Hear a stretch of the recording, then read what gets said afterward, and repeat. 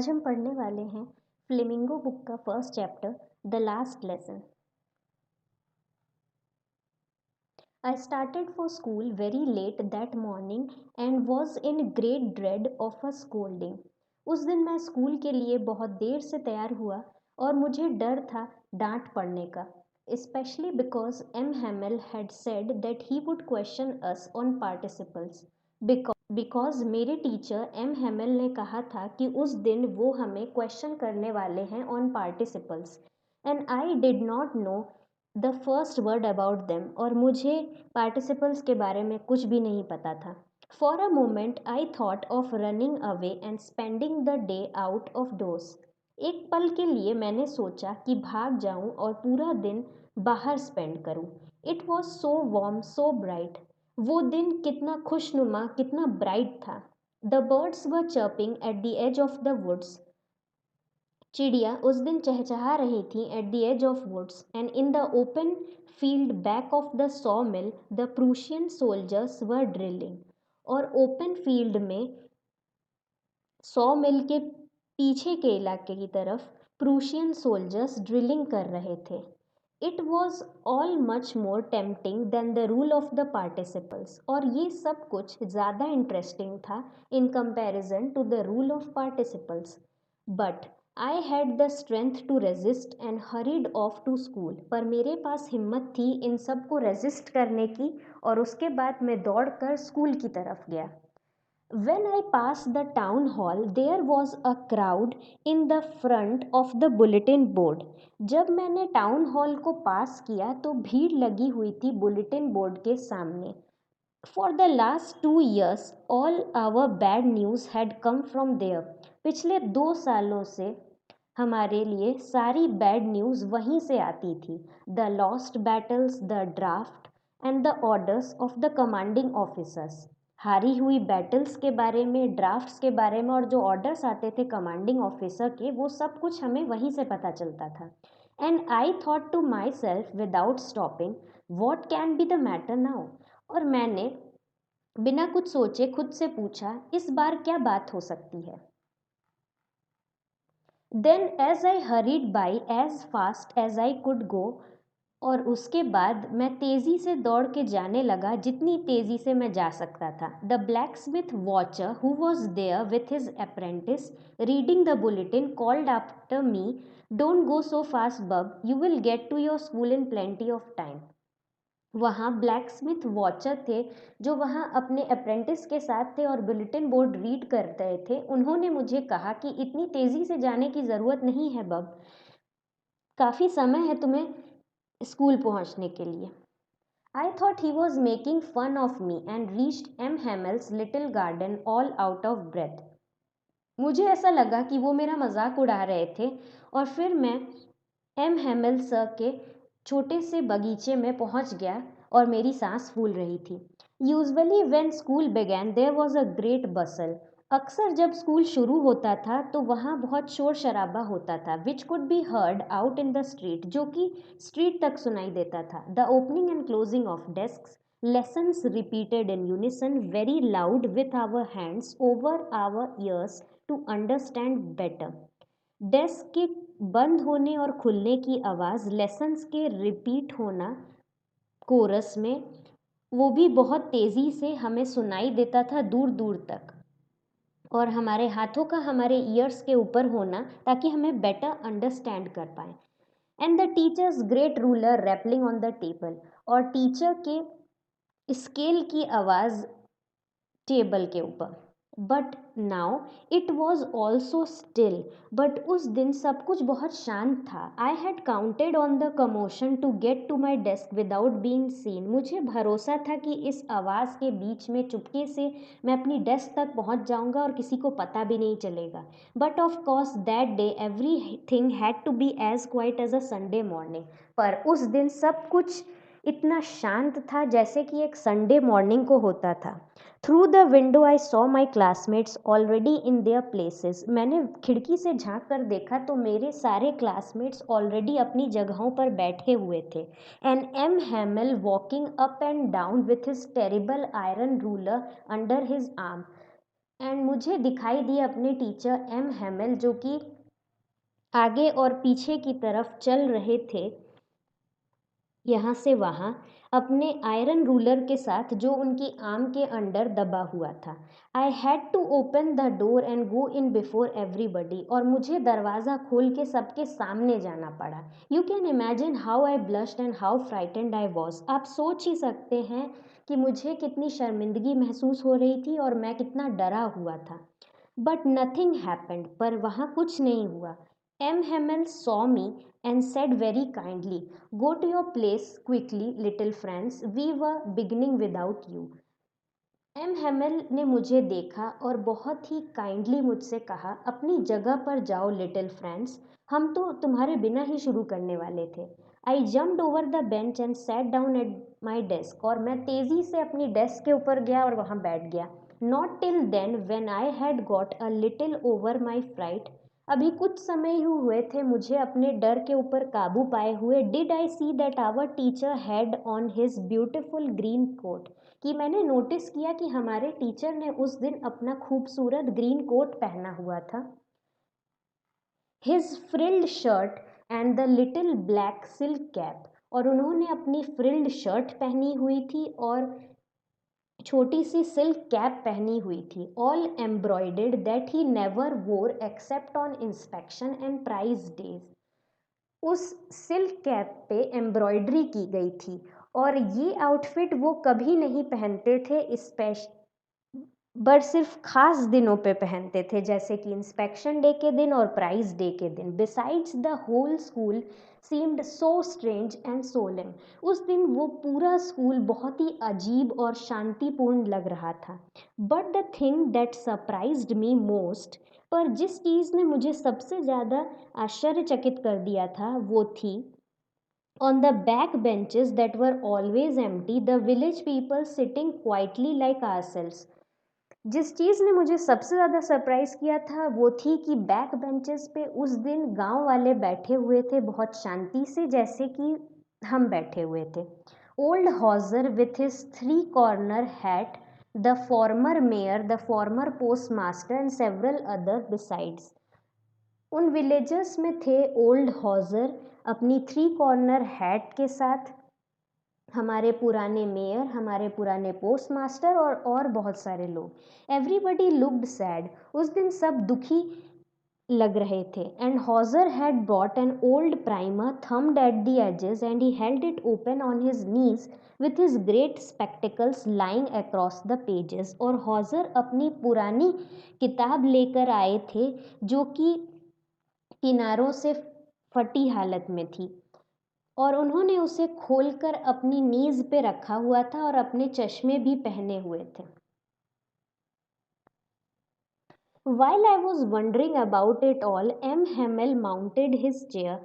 जब तक कि मैं इन सब चीज़ों के बारे में सोच रहा था, एम हेमल अपनी कुर्सी पे बैठ गए। And in the same grave gentle tone he had use to me, और उसी टोन में जो कि भारी और केयरिंग थी, उसी टोन में उन्होंने कहा, my children, this is the last lesson I shell give you. उन्होंने कहा कि मेरे बच्चों, ये लास्ट फ्रेंच लेसन है जो मैं तुम्हें देने वाला हूँ। The order has come from Berlin to teach only Germans in the schools of Alsace and Lorraine. Order आ चुके हैं बर्लिन से कि अब से एल्सैक और लॉरेंट के स्कूल्स में सिर्फ जर्मन पढ़ाई जाएगी। The new master comes tomorrow, आपका नया मास्टर कल आने वाला है। This is your last French lesson, I want you to be very attentive. ये आपका आखिरी फ्रेंच लेसन है और मैं चाहता हूँ कि आप इसे बहुत ही केयरफुली अटेंड करें और इसमें बहुत ध्यान दें। ये शब्द मेरे लिए बिजली की गड़गड़ाहट जैसे थे। ओह, the wretches, that was what they had put up at the town hall। अब मुझे समझ आया कि ये वो न्यूज़ थी जो उन लोगों ने टाउन हॉल के बुलेटिन बोर्ड पर लगाई थी। माई लास्ट फ्रेंच लेसन, मेरा आखिरी French lesson. Why I hardly knew how to write, क्यों मुझे बड़ी मुश्किल से लिखना आता था। I should never learn any more, और अब मैं फिर कभी ये सब पढ़ भी नहीं पाऊंगा। I must stop there and then, अब मुझे रुक जाना चाहिए। Oh how sorry I was for not learning my lessons. मुझे बहुत बुरा लग रहा था कि मैंने अपने लेसन्स अच्छे से नहीं पढ़े। फॉर सीकिंग बर्ड्स एग्स और गोइंग स्लाइडिंग ऑन द सार। और अपने लेसन्स पढ़ने की जगह मैंने चिड़ियों के अंडे खोजना और स्लाइडिंग पे जाना सार पर प्रिफर किया था। My books that had seemed such a nuisance a while ago. मेरी किताबें जो कुछ समय पहले मेरे लिए बोझ की तरह थी और मुझे एक परेशानी लगती थी, सो हैवी टू कैरी, जो बहुत भारी थी कैरी करने के लिए, my grammar and my history of the saints, मेरी ग्रामर और मेरी हिस्ट्री की किताब, were old friends now that I couldn't give up. अब मेरे लिए ये सब मेरे पुराने दोस्तों की तरह थे जिन्हें मैं छोड़ नहीं सकता था। And M Hamel too, and mister Hamel भी इसी तरह से थे मेरे लिए। The idea that he was going away, ये सोच कर कि वो अब दूर जाने वाले हैं, that I should never see him again, कि अब मैं फिर उन्हें कभी नहीं देख पाऊंगा, made me forget about his ruler and how cranky he was. इस न्यूज़ ने मुझे ये भुला दिया कि वो कितने क्रैंकी बिहेवियर के थे और वो अपने रूलर से किस तरह से बच्चों को डरा देते थे। Poor man, it was in honor of this last lesson that he had put on his fine Sunday cloth. ओह बेचारा आदमी, उन्होंने इस लास्ट फ्रेंच लेसन के सम्मान में अपने शानदार संडे के कपड़े पहने थे। And now I understood why the old man of the village was sitting there in the back of the room. और अब मुझे समझ आया कि क्यों गांव के बूढ़े लोग हमारी क्लास के पीछे की तरफ बैठे हुए थे। It was because they were sorry too, क्योंकि उन्हें भी बुरा लग रहा था इस बात का, that they had not gone to school more, कि वो ज़्यादातर स्कूल नहीं गए अपने समय में। It was their way of thanking our master for his 40 years of faithful service and of showing their respect for the country that was theirs no more. ये उनका तरीका था एक तरह से हमारे मास्टर एम हेमल को शुक्रिया करने का, अब उनकी 40 साल की फेथफुल सर्विस के लिए और अपनी उस कंट्री के लिए रिस्पेक्ट दिखाने का जो अब उनकी नहीं रही। While I was thinking of all this, I heard my name called. जब मैं ये सब के बारे में सोच रहा था तो मुझे सुनाई दिया कि मेरा नाम बुलाया गया। It was my turn to recite. अब मेरी बारी थी रिसाइट करने की। What would I had given to be able to say that dreadful rule for the participle all through very loud and clear and without one mistake. मैं उस समय क्या कुछ नहीं करना चाहता था, या ये कह सकते हैं कि मैं उस समय हर कुछ करने के लिए तैयार था जिसके बदौलत मैं वो भयानक रूल पार्टिसिपल्स का लाउडली और क्लियरली बोल पाता एक बार में बिना किसी गलती से। But I got mixed up on the first words and stood there, पर मैं मिक्सड अप हो गया अपने शुरुआती वर्ड्स में ही और वहाँ खड़ा रहा। Holding on to my desk, my heart beating and not daring to look up. मैं वहाँ अपनी डेस्क को पकड़ के खड़ा था, मेरा दिल ज़ोरों से धड़क रहा था और मेरी हिम्मत नहीं हुई ऊपर देखने की। आई heard M Hamel say to me, I heard M Hamel say to me, I won't scold you little friends. मुझे सुनाई दिया कि एम हैमल सर ने मुझे कहा, मैं तुम्हें डांटूंगा नहीं little friends, you must feel bad enough, तुम्हें खुद ही बुरा फील होना चाहिए। सी हाउ इट इज़, देखो कैसे हालात हो गए हैं। Every day we have said to ourselves, bah I have plenty of time. रोज़ हम खुद को ये बोलते हैं कि हमारे पास बहुत सारा टाइम है। I will learn it tomorrow, मैं कल याद कर लूँगा। And now you see where we have come out, और अब देखो हम कहाँ पर आकर खड़े हो गए हैं। That's the great trouble will with Alsace. सबसे बुरी बात यही है एलसैक की। She puts off learning till tomorrow, कि हम याद करने का काम अगले दिन पर छोड़ देते हैं। Now those fellows out there will have the right to say to you, अब जो लोग बाहर के हैं, उन्हें ये राइट मिल जाएगी तुम्हें कहने के लिए, how is it you pretend to be Frenchman and yet you can neither speak nor write your own language, कि तुम कैसे फ्रेंचमैन होने का दिखावा कर सकते हो जबकि तुम्हें फ्रेंच लिखनी और बोलनी भी नहीं आती सही से। But you are not the worst poor little friends, पर तुम ही सबसे बुरे नहीं हो बेचारे little friends. We have all a great deal to reproach ourselves with, हम सबके पास अपने अपने रीज़न हैं दुखी होने के इस बात के लिए। Your parents were not anxious enough to have you learn, तुम्हारे पेरेंट्स को ज़्यादा रुचि नहीं थी तुम्हें पढ़ाने लिखाने की। They prefer to put you to work on a farm or at the mill so they would have a little more money, उन्होंने प्रेफर किया तुम्हें फार्म पे काम करवाना या मिल्स पे काम करवाना ताकि उनके पास कुछ और पैसे आ सकें। और मैं, I have been to blame also, मेरे पास भी अपना रीज़न है खुद को ब्लेम करने का।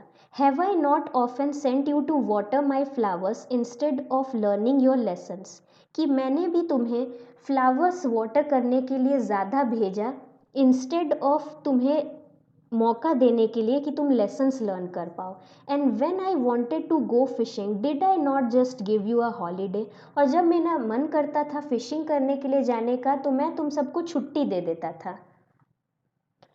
Then from one thing to another, M. Hamel went on to talk of the French language.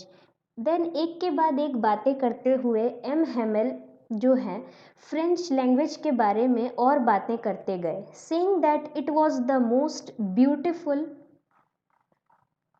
Language in the world, और उन्होंने ये कहा कि फ्रेंच जो थी सबसे अच्छी लैंग्वेज थी पूरे वर्ल्ड में उनके हिसाब से। The clearest, the most logical, सबसे क्लियर और सबसे logical language, that we must guard it among us and never forget it, और हमें उसे अपने बीच सुरक्षित रखना चाहिए और उसे कभी भूलना नहीं चाहिए। Because when a people are enslaved, क्योंकि जब लोगों को बंदी बनाया जाता है, as long as they hold fast to their language it is as if they had the key to their prison, जब तक उनके पास अपनी लैंग्वेज का साथ होता है वो उनके लिए उस जेल की चाबी की तरह सर्व करती है।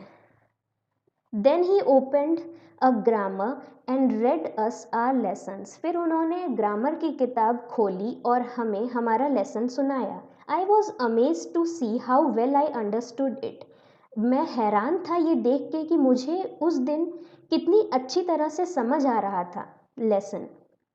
All he said seemed so easy, so easy, जो भी उन्होंने बताया वो कितना आसान लग रहा था, कितना आसान। I think too that I had never listened so carefully, और मुझे ऐसा लगता है कि मैंने कभी उनके पढ़ाए लेसन्स पे इतना ध्यान ही नहीं दिया। And that he had never explained everything with so much patience, और ना ही उन्होंने कभी इतने अच्छे से इतने पेशेंस के साथ कोई भी लेसन एक्सप्लेन किया था। It seemed almost as if the poor man wanted to give us all he knew before going away. ऐसा लग रहा था कि वो बेचारा आदमी जितना भी उसे ज्ञान था फ्रेंच का वो सब कुछ हमें देकर जाना चाहता था। And to put it all into our heads at one stroke, और एक बार में ही वो सारी नॉलेज हमारे ब्रेन्स में डालना चाहता था।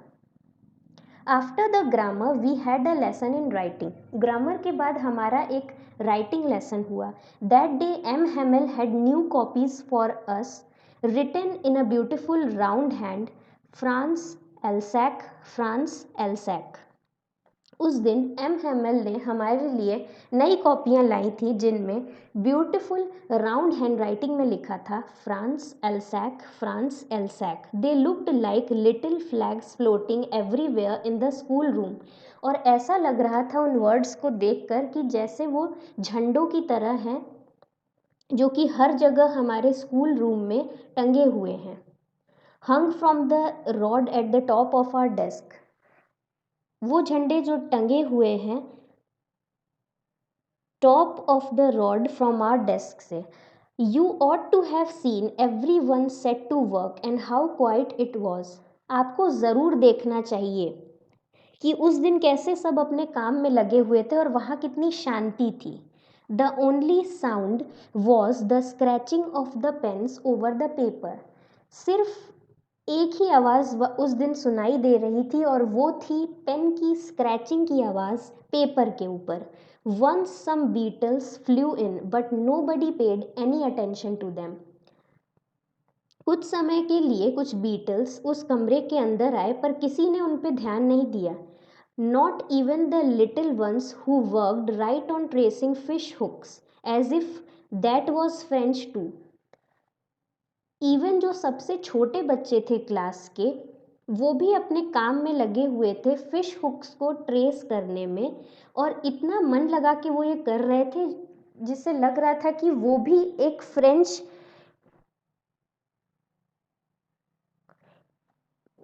इतना मन लगा कि वो अपना काम कर रहे थे कि जैसा लग रहा था कि वो भी फ्रेंच ही लिख रहे हैं। On the roof the pigeons cooed very low and I thought to my self, will they make them sing in German, even the pigeons. उस दिन छत पर पिजन्स कू कर रहे थे और फिर उन्हें देखकर मैंने एक पल के लिए सोचा कि क्या जर्मन्स पिजन्स को भी मजबूर करेंगे कि वो सिंग करें जर्मन में। Whenever I looked up from my writing, I saw M. Hamel sitting motionless in his chair and gazing first at one thing then at another.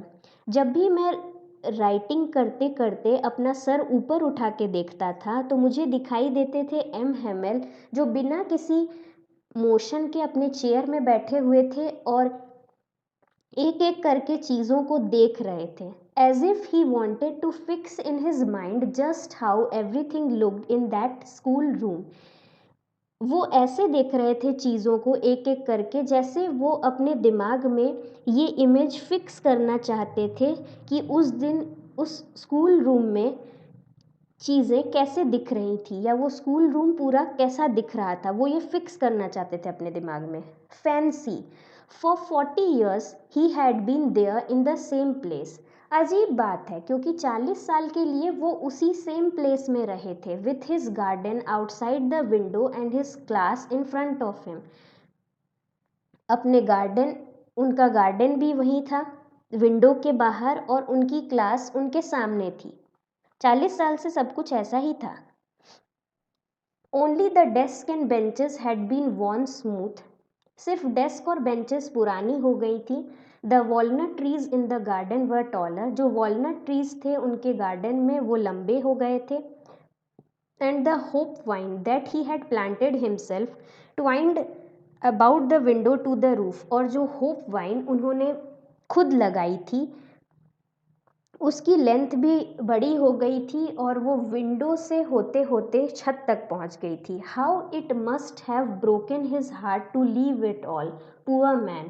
कितना बुरा लगा होगा और कैसे उनका दिल टूट रहा होगा ये सब कुछ छोड़ के जाने में, बेचारे आदमी। To hear his sister moving about in the room above packing their trunks for they must leave the country next day। और कितना दुख भरा था आवाज़ें सुनना उनके सिस्टर की पैकिंग करते हुए उनके ट्रंक्स को ऊपर के कमरे में, क्योंकि अगले दिन ही उन्हें कंट्री छोड़कर जाना था।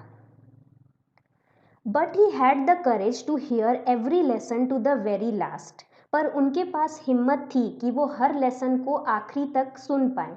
After the writing we had a lesson in history. Writing के बाद हमारे एक हिस्ट्री का लेसन हुआ। And then the baby chanted their ba B B bo bu. और फिर छोटे बच्चों ने रिसाइट करना शुरू किया अपना बा बी बी बोबू। Down there at the back of the room old Hauser had put on his spectacles. और कमरे के पीछे की तरफ ओल्ड हॉजर ने अपना चश्मा लगा दिया था। And holding his primer in both hands. और उन्होंने अपनी प्राइमर दोनों हाथों में पकड़ ली थी, spelled the letters with them, और वो भी रिसाइट कर रहे थे लेटर्स उन छोटे बच्चों के साथ। You could see that he too was crying. आप ये नोटिस कर सकते थे कि वो भी रो रहे थे। His voice trembled with emotion. उनकी आवाज़ कांप रही थी इमोशन के साथ। And it was so funny to hear him that we all wanted to laugh and cry. और कितना फनी था उन्हें सुनना इस तरह से बोलते हुए कि हमें हंसी भी आ रही थी, हम हंसना भी चाहते थे और हमें रोना भी आ रहा था। How well I remember it that last lesson. ओह, कितने अच्छे से मुझे याद है वो आखिरी lesson. All at once the church clock struck 12। अचानक से जो चर्च की क्लॉक थी उसमें 12 बज गए। देन द एंजलस, उसके बाद एंजलस नाम की प्रेयर रिसाइट हुई। At the same moment the trumpets of the Prussians returning from drill sounded under our windows. उसी समय हमें ट्रम्पेट सुनाई दी प्रूशियन सोल्जर्स की, जो अपने ड्रिलिंग का काम करने के बाद वापस आ रहे थे, हमारे विंडो के पास से गुजर रहे थे। M Hamel stood up very pale in his chair. M Hamel खड़े हुए और उनका चेहरा पीला पड़ चुका था। I never saw him look so tall. मुझे आज तक वो कभी इतने टॉल दिखाई नहीं दिए। माई फ्रेंड्स, सेड ही, आई। उन्होंने कहा, मेरे दोस्तों। उसके बाद वो कुछ कहना चाहते थे बट उन्हें चोकिंग की फीलिंग आ गई और उसके बाद वो बोल नहीं पाए। Then he turned to the blackboard. उसके बाद वो ब्लैक बोर्ड की तरफ गए। उन्होंने took a piece of chalk and bearing on all his might he wrote as large as he could। उसके बाद उन्होंने वहाँ एक चौक का पीस उठाया और जितनी ताकत थी और जितना बड़ा वो लिख सकते थे उन्होंने उतना बड़ा लिखा, विवे ला फ्रांस, जिसका मतलब है long live France. Then he stopped and leaned his head against the wall and without a word he made a gesture to us with his hand. उसके बाद वो वॉल की तरफ गए और बिना एक भी शब्द बोले उन्होंने अपने हैंड से जेस्चर किया हमें, school is dismissed, you may go. और उनके हैंड जेस्चर का मतलब था स्कूल ख़त्म हो गया है, आप जा सकते हो। हेलो डियर, वीडियो अच्छी लगी हो तो लाइक करना और वीकली अपडेट्स के लिए सब्सक्राइब करना। Take care, see you soon.